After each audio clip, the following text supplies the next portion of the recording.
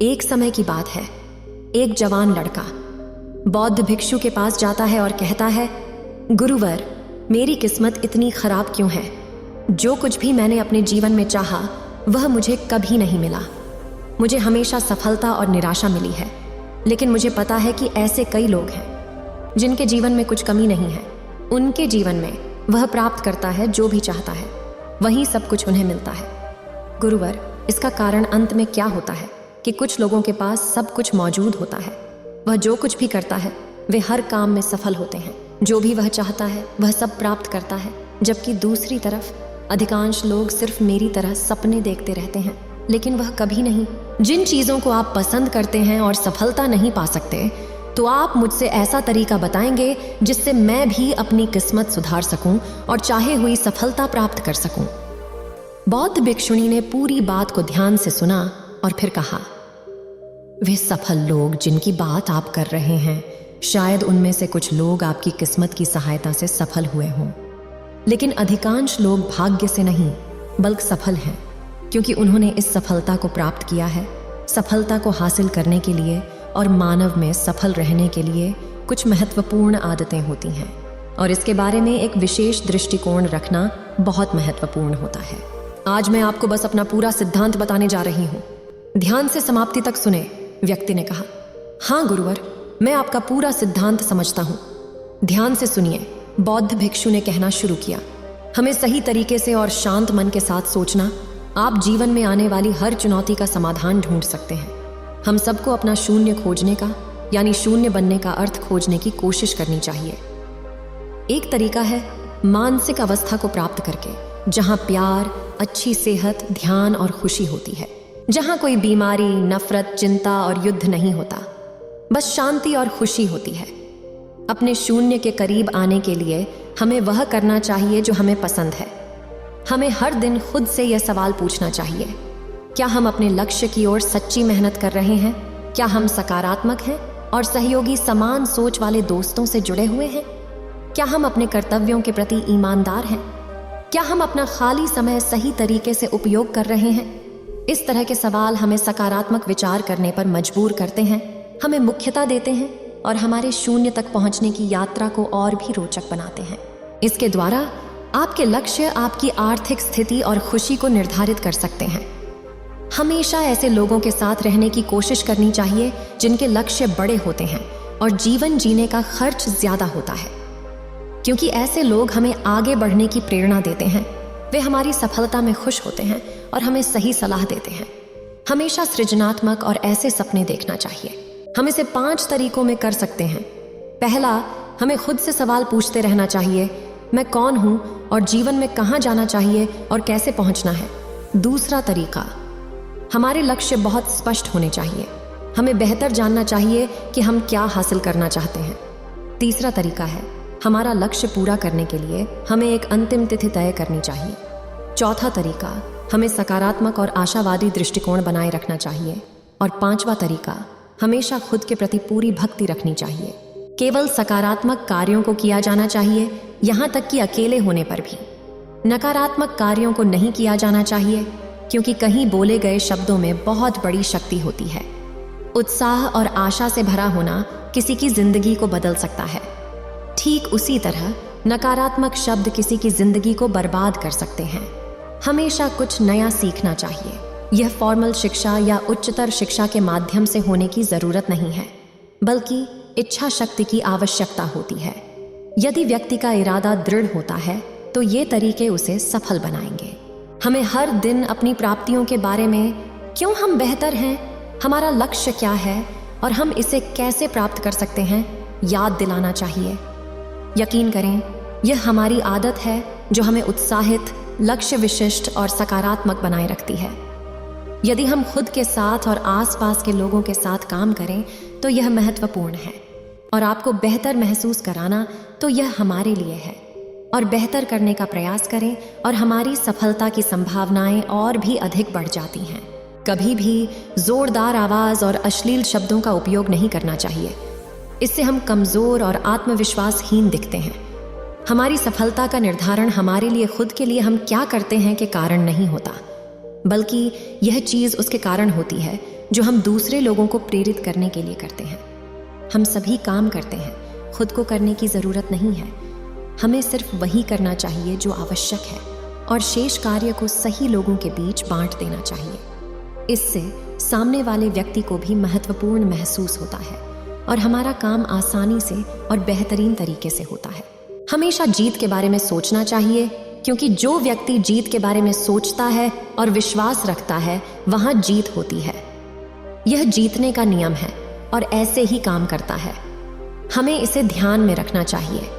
अपने बच्चों के सामने अच्छा व्यवहार करना चाहिए, क्योंकि छोटे बच्चा अपने माता पिता के व्यवहार को आदर्श मानते हैं और केवल उसे अपनाने की कोशिश करते हैं। इसलिए हमारे पास आने वाली पीढ़ी के लिए उन्हें संस्कृत बनाने के लिए प्रयास किए जाने चाहिए। जो हमें चाहिए उसके बारे में हमसे पूछें, हमें मिलना चाहिए।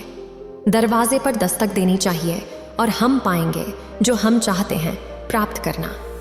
सफल लोग अपने पूछने की कला के माध्यम से सब कुछ प्राप्त करते हैं। जो चाहते हैं सवाल को सही तरीके से पूछते हैं ताकि हम अपने इच्छित उत्तर प्राप्त कर सकें। यह एक महान कला है जो हर एक व्यक्ति में होनी चाहिए। बौद्ध सन्यासी ने जारी रखा, जीवन में सफल होने के लिए नेतृत्व की गुणवत्ता होना बहुत महत्वपूर्ण है। एक अच्छा नेता बनने के लिए हमें 7 आदतें अपनानी चाहिए। पहली आदत, हम उन लोगों की सहायता करें जो हमारे संबंधित हैं। हमें उनकी उम्मीदों को पूरा करने की कोशिश करनी चाहिए। दूसरी आदत, हमें खुद पर ध्यान केंद्रित करना चाहिए और हमारे संबंधित लोगों की क्षमता पर विश्वास करना चाहिए। तीसरा नियम, हम हमेशा सही को सुधारते हैं और गलत के खिलाफ बोलने की साहस रखते हैं। चौथी आदत, जब हम जानते हैं कि हम गलत हैं तो हमें तत्काल अपनी गलती स्वीकार करनी चाहिए। पांचवी आदत, हमेशा हमारे साथ काम कर रहे लोगों की सराहना करें, उनकी सलाह लें और उनका सम्मान करें। छठी नियम, चुनौती के समय भी हमें अंदर से शांत और स्थिर रहना चाहिए। सातवीं आदत, हमेशा एक स्पष्ट दृष्टिकोण रखें और लक्ष्यों को सामर्थ्य के लिए काम करें। इन 7 आदतों का पालन करके हम अपनी नेतृत्व क्षमताएं विकसित कर सकते हैं और हमारी सफलता की संभावनाएं और बढ़ सकती हैं। 7 आदतें, हम काम के प्रति इतने उत्साहित हों और यह जिम्मेदारी से किया जाना चाहिए कि हम एक उदाहरण हैं और दूसरे हमारे काम के तरीके का अनुसरण कर सकें। एक बात याद रखें, हमारा मन बहुत मूल्यवान है। हमें इसे दूसरी मूल्यवान चीज़ों की तरह देखभाल करनी चाहिए। जो कुछ भी हमने अब तक प्राप्त किया है या प्राप्त कर सकते हैं, वे सब का स्रोत हमारा मन ही है। इसके लिए हमें इसे स्वच्छ और सुथरा रखने की कोशिश करनी चाहिए। हमें उन लोगों से दूर रहना चाहिए जो हमें बुरे डर और नफरत से भर देते हैं और उन लोगों से जो नकारात्मक बातें फैलाते हैं। बजाय इसके हमें उन लोगों का समर्थन करना चाहिए जिनके लक्ष्य उच्च हैं और सकारात्मक सोचते हैं। हमें कभी जिम्मेदारियों से भाग नहीं जाना चाहिए, क्योंकि जिम्मेदारी हमें मजबूत और अनुभवी बनाती है। यह बाद में हमारी महान सफलता का कारण बन जाती है। हमारे काम के लिए हमें उन लोगों से सलाह लेनी चाहिए जो पहले ही सफल हो चुके हैं या उस क्षेत्र में ज्ञानी हैं, ना कि उन लोगों से जो असफल हो गए हैं। लोगों के बीच इस काम के बारे में डर फैलाने से बचना चाहिए। हमारे बारे में हमारे भूतकाल, वर्तमान और हमारे चारों ओर के लोग हमेशा अच्छे होने चाहिए, और अगर हम किसी के बारे में अच्छी तरह बात नहीं कर सकते तो हमें खामोश रहना चाहिए। दूसरों से कुछ प्राप्त करने के लिए हमें उससे ज्यादा देने के लिए तैयार रहना चाहिए। हमें दूसरों के साथ उसी तरीके से व्यवहार करना चाहिए जैसा हम चाहते हैं कि वे हमारे साथ करें। हमें उनसे कुछ उम्मीद नहीं रखनी चाहिए। बजाय इसके हमें लोगों की मदद करने की कोशिश करनी चाहिए और आभार व्यक्त करना चाहिए जो सृष्टि की सत्यता ने हमें मदद करने का अवसर दिया है। ऐसा करके हमें अंदर से खुशी महसूस होती है और हमारे काम के प्रति उत्सुकता बढ़ती है। हमें लोगों को उपहार देने की कला को जाननी चाहिए। जब हम उपहार सही तरीके से देते हैं तो हम किसी का दिल जीत सकते हैं। यहाँ कुछ उपहार देने के तरीके हैं जो हमें जानने चाहिए। फूलों के गुच्छे, महंगी चीजें या सिर्फ एक बास्केट में भरे हुए उपहार से ज्यादा। अगर यह उस व्यक्ति के दिल को छू जाता है तो बस। हमारे अमार्य उपहार जैसे कि प्यारे लोगों के साथ समय बिताना, एक बीमार मित्र के घर जाना, उनके स्वास्थ्य की जांच करना या हमारी मदद करने वाले लोगों के सामने सार्वजनिक धन्यवाद व्यक्त करना महत्वपूर्ण मान्यता रखते हैं। उपहार देने से पहले हमें उस उपहार के साथ जुड़े महत्व और अर्थ को ध्यान में रखना चाहिए। उस व्यक्ति के अनुसार उपहार बनाने की कोशिश करनी चाहिए जिसे हम उपहार देने जा रहे हैं। उपहार देते समय ध्यान केवल उपहार की कीमत पर नहीं, बल्कि प्राप्तकर्ता के उस उपहार के अनुभव पर होना चाहिए जिससे उनका भावनात्मक संबंध बढ़े। जब हम किसी को अप्रत्याशित रूप से उपहार देते हैं तो उपहार का मूल्य अमूल्य हो जाता है। उपहार देते समय हम उन्हें थोड़ा सजा कर सकते हैं, जैसे कि फूलों को जोड़ना या एक निजी पत्र शामिल करना। हमारे साथ काम करने वाले लोगों के बीच हमें उनकी बुद्धिमत्ता की प्रशंसा करनी चाहिए और उन्हें अच्छी सलाह देनी चाहिए। हमें उन्हें काम संबंधित मुद्दों पर निर्णय लेने के लिए प्रोत्साहित करना चाहिए, जो उनकी मोराल को बढ़ाता है और उन्हें महत्वपूर्ण और आवश्यक महसूस कराता है। यह उनके विश्वास में भी वृद्धि करता है और हम दूसरों पर सकारात्मक प्रभाव डालते हैं। आत्मा को उचित पोषण देकर हम आसानी से दूसरों की सुंदरता, वस्त्र, सफलता और घर के सामान की प्रशंसा कर सकते हैं। उनकी प्रशंसा करके और उनके घर और परिवार के बारे में बात करके हम सकारात्मक प्रभाव डाल सकते हैं। हम किसी को बोलने के लिए प्रोत्साहित करते हैं और संवेदनशीलता से सुनते हैं, चाहे वे अपनी सफलता या समस्याओं को साझा कर रहे हों। ऐसा करके हम उनका विश्वास और सहायता जीत सकते हैं। लोगों की सब कुछ ध्यानपूर्वक सुनने की हमारी आदत उनकी नज़रों में प्रभावशाली होती है और हमें गंभीर लगते हैं। यह एक प्रतीक है कि हम आगे बढ़ रहे हैं और नकारात्मकता को हमें प्रभावित नहीं कर रहे हैं, तो उसके नकारात्मक प्रभाव वहां नष्ट हो जाते हैं। सराहना और प्रशंसा मिल सकती है या नहीं मिल सकती। हमें हमेशा अपनी पूरी कोशिश देनी चाहिए और अपने काम की सराहना करनी चाहिए, चाहे कोई दूसरा उसे ले रहा हो या नहीं। लेकिन सही समय पर हमारे काम के लिए पुरस्कार मिलेगा और हम उसे प्राप्त करेंगे। हमारे बारे में गलत बातें कहने और हमारे काम का श्रेय लेने की कोशिश करने वाले लोगों का हमें समय बर्बाद नहीं करना चाहिए, बल्कि हमें उन पर दया करनी चाहिए और उन्हें मरीज की तरह त्याग देना चाहिए। उन पर प्रतिशोध लेना उत्पादक नहीं है। अगर हमारे पास चमत्कार हो और हम अपनी जबान, शब्दों पर पूर्ण विश्वास रखते हैं तो कोई हमें सफल होने से रोक नहीं सकता। हर किसी को कहा जाता है कि उसे देवी स्वरूप से चमत्कार प्राप्त हुआ है, लेकिन साधारण जीवन में चमत्कार एक व्यक्तिगत गुण है जो किसी अन्य व्यक्ति पर अधिकार देता है। हम अपने अंतरिक्ष में एक आध्यात्मिक यात्रा करके इस चमत्कार को खोज सकते हैं। हम चमत्कार को जागृत और बनाए रखने के कुछ नियम हैं। हमें अपने आप के प्रति ध्यान देना चाहिए और अकेलापन के माध्यम से खुद को जानना चाहिए। हमेशा विनम्र रहना चाहिए और अपनी संपत्ति और शक्ति की दिखावट नहीं करनी चाहिए। बजाय इसके हमें दूसरों को हमारे बारे में बात करने के लिए प्रोत्साहित करना चाहिए। हमारे कपड़े ऐसे होने चाहिए कि लोगों का ध्यान हम पर हो, न कि हमारे कपड़ों पर। जो भी हम करें हमें उत्साह और आनंद के साथ करना चाहिए। हमेशा जिम्मेदारी लेने के लिए तैयार रहना चाहिए, क्योंकि यह आदत हमें बेहतर बनाती है। अगर कोई हमसे सलाह मांगता है तो हमें उनकी समस्याओं पर व्यक्तिगत रूप से ध्यान देना चाहिए।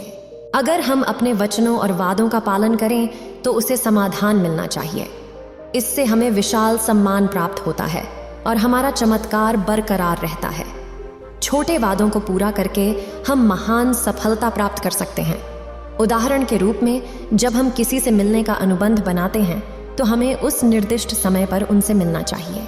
उसी तरह हमें हर हाल में हमारे लिए किए गए वादों को पूरा करने का प्रयास करना चाहिए। अगर कोई हमसे अपनी समस्या या कमजोरी साझा करता है तो हमें उनके शब्दों को गोपनीय रखना चाहिए। ऐसा करके हम सामने वाले व्यक्ति और हमारे संबंधित लोगों के विश्वास को बनाए रखते हैं। ईमानदारी हमेशा हमारा मार्गदर्शक सिद्धांत होना चाहिए। यह हमारी सफलता का निर्धारक होती है, क्योंकि यह दिखाती है कि हम अपना समय कैसे महत्वपूर्णता देते हैं और उसे किसके साथ बिताने का चुनाव करते हैं। इसलिए हमें समय समय पर खुद की पुनर्मूल्यांकन करना चाहिए। अपने दोस्तों की समीक्षा करना जरूरी है। वे ही हमारे दोस्त होते हैं जो बेहतर भविष्य बनाने के लिए काम करते हैं। वे हमें समर्थन करने वाले होने चाहिए, सकारात्मक सुझाव देने चाहिए और मुश्किल समय में हमारी मदद करनी चाहिए। हमें नकारात्मक सोच वालों और दोस्तों से दूरी बनानी चाहिए जो हमें पीछे रोकते हैं। एक साथ ही हमें नए दोस्त बनाने और अच्छे लोगों के साथ संबंध स्थापित करने की कोशिश करनी चाहिए। हमें इन संबंधों का निर्माण करने में हिचकिचाने की आवश्यकता नहीं है। साथ ही धैर्य की महत्वता समझना अत्यंत आवश्यक है। महत्वपूर्ण लक्ष्यों को पूरा करने में समय और सहनशीलता की आवश्यकता होती है। इसीलिए हमें अपने लक्ष्यों की ओर हर दिन कदम बढ़ाने चाहिए, धैर्यपूर्वक और सहनशील रहकर। यह सोच न केवल हमारे लिए है बल्कि आने वाली पीढ़ियों के लिए भी। जब हम महसूस करें कि हमारा काम पूरा हो गया है तो हमें इस पर 10% समय बिताना चाहिए और सीखे गए सबको लागू करके गलतियों को कम करना चाहिए। इससे हमारे काम के प्रति हमारा समर्पण बढ़ता है। यह याद रखना महत्वपूर्ण है कि पैसा हमें नियंत्रित नहीं करना चाहिए। हमें अपनी कमाई का कुछ हिस्सा साझा करने के लिए तत्पर रहना चाहिए और दूसरों के हित में योगदान देना चाहिए। दूसरों की मदद करने के लिए उपयोग किया जाना चाहिए। दान करने से पैसा शुद्ध हो जाता है और मन की शांति बढ़ती है। यह हमें सफलता के शिखर तक पहुंचाने में मदद करता है। सफलता हासिल करने में काफी समय लगता है, लेकिन उससे गिरना जल्दी हो जाता है। इसलिए हमें किसी भी समय सफलता को अपने सिर पर प्रस्तावित नहीं करना चाहिए। समाज में अपने चरित्र का एक अच्छा उदाहरण प्रस्तुत करना महत्वपूर्ण है ताकि लोग उसे अनुसरण कर सकें। हमें जीवन में कभी भी सीखना बंद नहीं करना चाहिए और बालक की जिज्ञासा की तरह चीजों के प्रति उत्सुकता के साथ चीजों के साथ संपर्क करना चाहिए। बच्चे हर चीज के बारे में जिज्ञासा रखते हैं क्योंकि उनकी उत्सुकता और अधिक जानने की इच्छा होती है। भविष्य के बारे में स्पष्ट सोच रखने के लिए हमें अपने भीतरी बालक को प्राप्त करना चाहिए और नए से शुरुआत करनी चाहिए। बुद्धिमान लोगों के साथ जुड़ना हमें ऊंचा उठा सकता है और हमारे जीवन को समृद्ध कर सकता है।